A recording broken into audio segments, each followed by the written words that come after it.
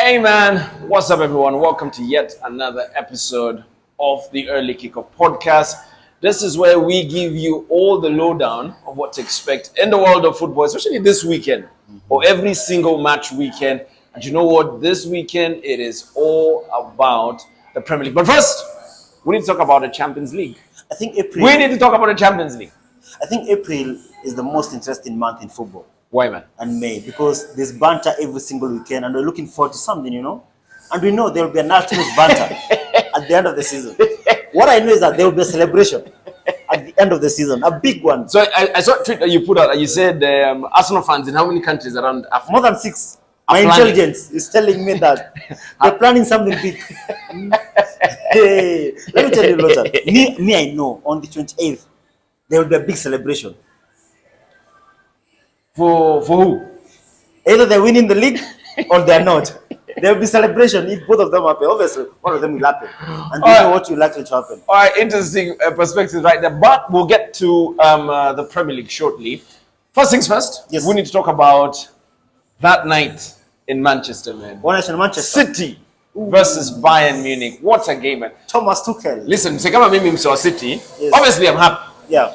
As a neutral, because you have nobody in the Champions League, what did you think of that? Of course, game? they're missing Liverpool in the Champions League. No, we're not. You are. No, we're not. Champions League without Liverpool is not Champions League. We are not. Huh? We actually are not missing. We are not, man. Listen, I mean, Champions League this week, Bayern Munich, Man City. I think to some extent I expected Man City to win that game. Obviously not 3-0, not a big win, not like let's say dominate the game completely, but I expect Man City to win the game, and I think they are through. And I think Pep Guardiola, there's that mentality right now. They've lost so much in the Champions League in the last couple of seasons for you guys. So this season is a big chance for you. We can say Madrid are not like, let's say, at their best. Yeah. Like you can see in La Liga. Big teams like Liverpool are not there. Obviously, you know what it means. Big teams like Liverpool were kicked out by Madrid. So it's a big chance for you, because if you look at the teams who are there in the Champions League right now, I think you're the best team right now. No. We are not. Madrid is. 14-time champions are still there. Bro, how many points are they by Barcelona? I don't care, man. 14-time champions, Madrid are still in the Champions League. I think if you guys meet like right now in semis, obviously we're going to meet in the semis. I think Madrid mostly, it will depend on, let's say, how they play or their form. It's mostly dependent on pedigree in the Champions League and The aura. Yeah, exactly. And the big stage experience. And that's why Madrid now do edge the teams. All right, And I think football-wise, you're a better team than them. All right, so interesting perspectives Yeah. are that this particular result has split the football world into half. Yeah. People are saying that, even Thomas Tuchel said that City going to Germany is not a normal game. Meanwhile, there's certain aspects like you, or rather, there's certain fans like you that are saying, e-game by the Bayern, there's no way they come back from it. City are leading 3-0 on the tie. Can Bayern get back? Listen. And then remember, this is football. This is Champions League football at the end of the day. Yeah, but listen, you're telling me you're going to try and score 3 goals against Man City while stopping them scoring even 1 goal. That's impossible. You score 2, they score 1, Man City. You remember when we played them, we played you guys in the Champions League in 2018? We won 3-0 at Anfield. It was so hard for you guys to go for the goals and still keep us out of the goal. I think we won that game 2-1. The pressure was too much on our side, but on that day, because I think from the first minute, Gabriel scores and the game is gone.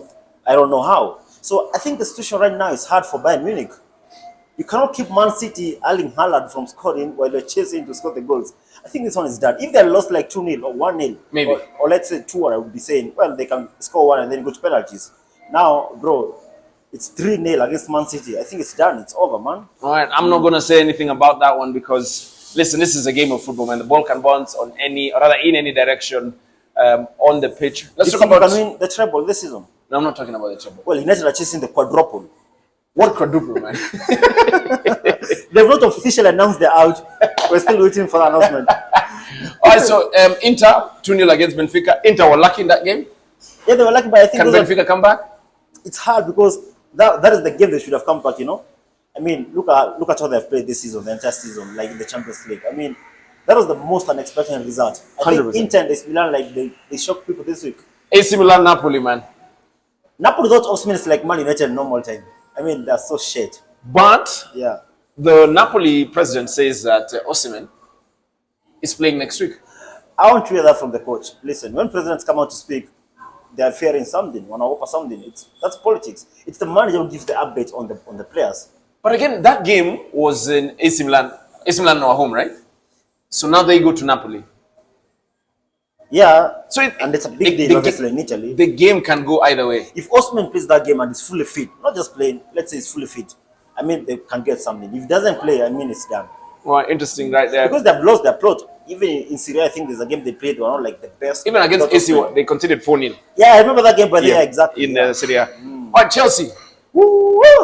Madrid. London Cowboys. Well, I Walikuwa wanafanya nini? Chilwell alikuwa anafanya nini? think they're lucky they lost by 2-0 only. You're better than us guys who lost by 5 at home. So I saw Lampard. That was away. Lampard said they didn't realize Madrid were this good. Yeah, they know. Hawakujua ni wanoma hivi. When they're not watching football, I mean, even I was been watching Madrid, you know. Oh my God.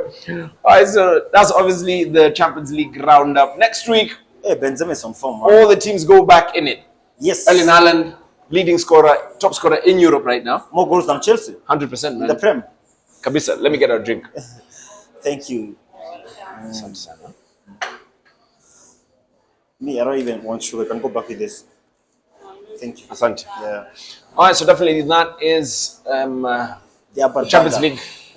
Oh, The Urban Burger Hospitality. Westgate. Westgate, yeah? All right, let's talk about the Premier League. Yes. Last weekend, Liverpool did the Lord's work. Eric, I'm proud of you, man. Thank you. Listen, you know, Arsenal fans, I saw Kina Zoom saying that getting a point at Anfield is a big thing. But I think these are different stations. If you get this point in September, Then it's a big thing. big thing.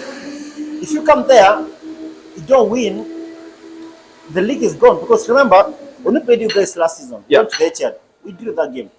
That's how the league went. That's how You needed to get a result. Exactly. Doesn't matter how you've won, like in 10 years, how you've not won in 20 years. You need to get the result. And they're the game. Remember that pass? I think Martinelli should have meant to Trossard or something. No, forget about that, man. I don't know why people are blaming Martinelli. Let's talk about the fact that Arsenal were 2-0 up. So ideally, we should look at it like they bottled Yes, the league. they- the lead. And They the league. bottled the lead. I don't know about the league just yet. Yeah. But I think it's if I was an Arsenal fan, I would have been disappointed. Of course, they 2-0 were. up. I mean, the first half of the game, they had their feet on the necks of Liverpool. Liverpool were not able to get out of their half. Hey, they and then owned to us lose the that first half. game, or rather, to almost lose the game. Yeah, because Konata should be scoring that. Konate should be scoring. Salah chance. should have gotten that goal. That penalty should Salah have should been. have taken like 2. Remember that save by Ramsdale and then the penalty. Nunes should have scored. Nunes should have scored. I mean, That's Pope, yeah. listen, man. If you're an Arsenal fan, confidence in Afako Imeshuka. Maybe like and see the way I've seen this league title, the title race in the last couple of seasons. Like I've known you since we were like doing the title race from Yes. 2019, 2018. At this point of the season, if you don't win some of these games, especially against a big rival, there's no other way. There's no way back for them. We were looking at the fixtures. I think you can open them now. Yes. And The running or the fixtures? the running for both Man City and Arsenal. Yes. If you look at Arsenal, they play West Ham. West Ham, if I look at these fixtures, West Ham, they're fighting relegation. Moyes is not safe yet. All right, so we'll talk about the whole running. So City definitely have a game more than Yeah, Arsenal, and they have to because play Arsenal pair. we still have to play each other. All right, so let's talk about collectively. So, let me ask you first of all. If Arsenal win all their games, they win the leagues. Yes. If you win all your games, we win the league. so the draw is good for you Perfect. mathematically. Yes. How do you win the league if they win their games and lose only to you? Yeah, we beat them. By how many points? We will beat them by goal difference. Oh yeah. So you're confident gonna score? Oh yes, you're gonna score. The Man We will City. beat them by goal difference. Jesus Christ. But let's talk about it realistically. Tomorrow night, that's on Wednesday. Let's start on Saturday today. Yeah. City play Leicester at home. New manager. New manager. They have the new manager. The other. Oh, Dean Smith is back. Dean Smith is back. I don't think in April that slaps. I mean, it's Man City 3 points. So you think City will win this game? City wins this one. All right, tomorrow, Arsenal play West Ham away. It's a tricky game, you know. Because Very slippery slope, man. Very slippery where's slope. that game? It's in the London Stadium. Guy. It's in London, but Arsenal are not home. I mean, Arsenal ideally should win this game, but I think it's not easy for you. It's not easy at all. I mean, the other thing I'm telling Arsenal fans is that they're not used to be in this position where rival teams want to watch you fail. Like, they have nothing to fight for other than watching you fail. And there's a couple of teams that Arsenal are playing here because, assuming they win against West Ham, they play an extra game before we play them. Southampton. So they play Southampton at home. Then they play City away. I mean, that's a defeat away. I think would be incident to use their Bayern Munich. I know Arsenal fans saw that game. If they're beating Bayern Munich like that, you know what can happen to you. Then after City away, they play Chelsea at home. That's not sure. That's not a sure bet. Anything. Listen, Chelsea can just go with that back five they had. Yeah. No one has a game. And it's Lampard now. After Apple work on Newcastle away. Top 4 chasers. I mean, I think they're dropping points at Newcastle. Dropping points at Newcastle. Yes. Then they have a Brighton game at home. Difficult game. Difficult game. I think, honestly, the Brighton game is where City might drop points. Because we have a Brighton away as well. Okay. Brighton is a slippery slope for City. Forest away. Forest, they beat Forest. No, but Forest might be chasing relegation, man. What? Away. Forest away is a different. That will be the second last game of the season. City drew there. They have to win that game. Then Wolves at home last of the season. They win that. Lopetegui might be in a dogfight. Like they did to us last season. Do you remember? They might be in the dogfight. So Man City, after Arsenal. After Arsenal, we play Fulham away. That's a win. West Ham home. Win. Leeds at home. Win. Everton away. Win. Tricky game, eh? Because we drew with Everton this year. So the last 3 games for you, that's when I feel like Chelsea, Brentford. So in between Chelsea and Brentford, there's Madrid. There's Madrid. And there's another Madrid in between Brentford and Brighton. No. In when between Madrid? Everton and Chelsea, there's Madrid. Then, no, there has to be 2 Madrids. So yes, so there's Madrid, there's Everton, Madrid, Chelsea, Madrid. Trick one. And then Brentford. What do you think about that game at Brentford away? And you're finishing away both games away. Yeah, our last 2 games away. Okay. Mind you, what's it called? We still have the FA Cup final. Semi-final. Semi-final? No. Semi-final is next week. Who do you play? Sheffield. Oh my God. Then there's a proverbial case United of United are playing Brighton. So it's final is Brighton, you guys. It can be Brighton United City. It's Brighton City. So Brighton twice. So there's gonna be a Brighton game as well there. Yeah. Listen, man, it's crazy, man. Listen, man, you know Arsenal, you have to win this league because listen, unlike us guys Liverpool. So you have to win this. You have to win this league because unlike us guys Liverpool who are chasing Man City, and we could not do it because we chased you guys like from January 2019.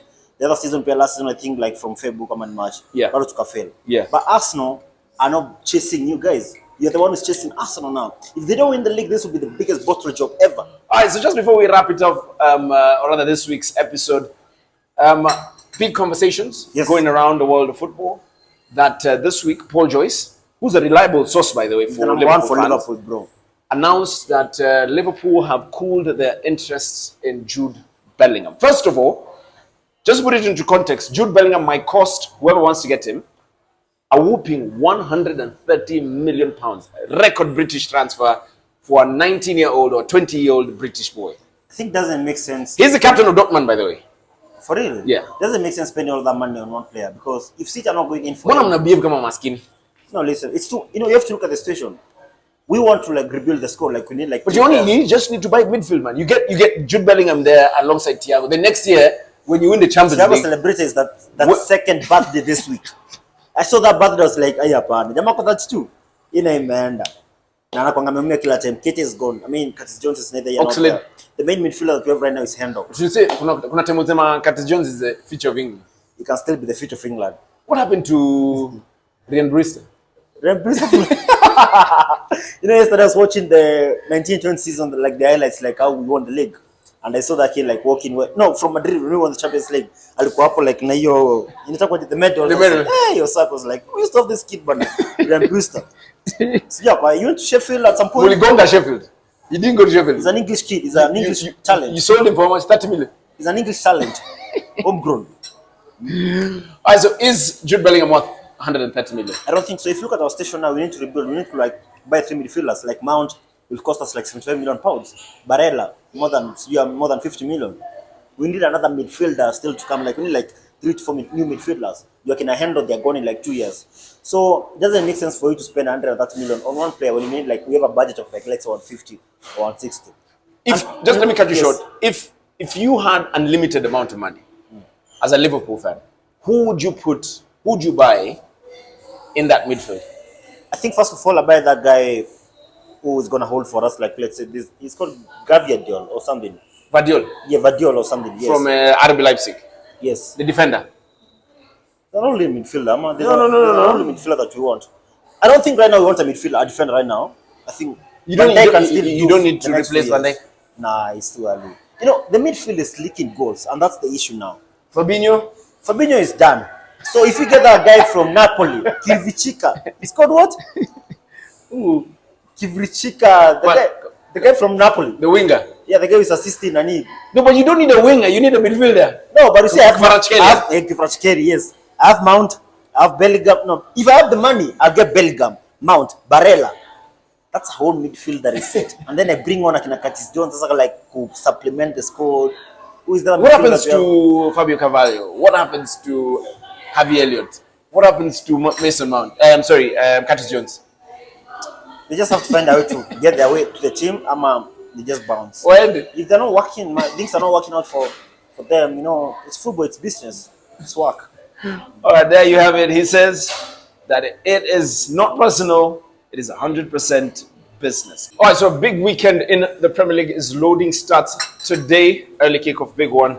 And it's Aston Villa are playing versus Newcastle. Where are you on that one? I think Newcastle get that one. They need to get the points for the Newcastle top four. definitely need to It's get it's a hard game for them. 3 points in this Yes. one.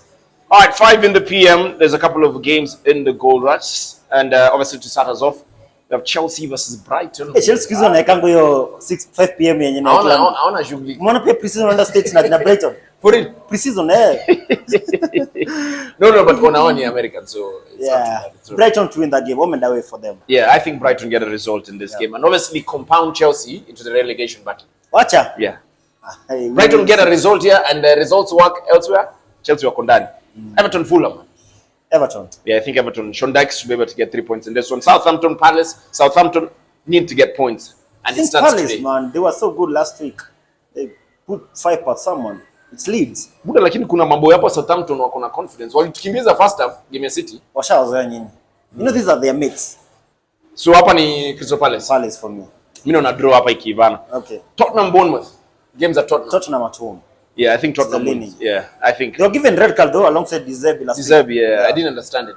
I think they were arguing. And then PGMOL, the refereeing body apologized for To Brighton. To Brighton. Oh yeah. Because of penalties. Sickness, man. Oh, Wolves versus Brentford. Brentford. You said I said Wolves. Okay. I think Wolves will get a result in this one. City versus Leicester. City. Yeah, my prayer is City obviously get over the line. Sunday, that's tomorrow, 4 p.m. West Ham versus the Arsenal. The Arsenal are gonna West Ham. I think West Ham I think they get points there. I'm going for a draw, man. 2-2. Yeah. I can Draw only see a points. draw, man. Yeah. Yeah. I think Arsenal drop more points in this one. Forest versus United. United. Casemiro is back. Casemiro is definitely back. And then on Monday, vijana wa mtaani, Leeds are welcoming one-time Premier League champions. One time we're 19 time late titles winners. But I said one-time Premier League. Tunaanza upya on Monday. April tunaanza upya. Eh, Tumepigwa na Man City, tukadraw na Chelsea, tukafunga goals against Arsenal. It's only now the way forward is winning So the out of games. 9 points, mpata 2. We're projected at least 2. We saw that coming. 2 points out of 9. It's fine. This season, by next season, we're back into Tuko hapo na 87 next season. Get on it using the hashtag, obviously the early kickoff. And tell us, man, who do you think deserves to be signed by Klopp? Ama, who do you think Klopp should go for? If you're a scout, man, who would you suggest to Klopp to sign if he had a bottomless amount of money? So, you guys enjoy yourselves. Have an amazing football weekend. Make sure you tweet using the hashtag early kickoff. Buddha, we'll see you guys next week, same time, same place.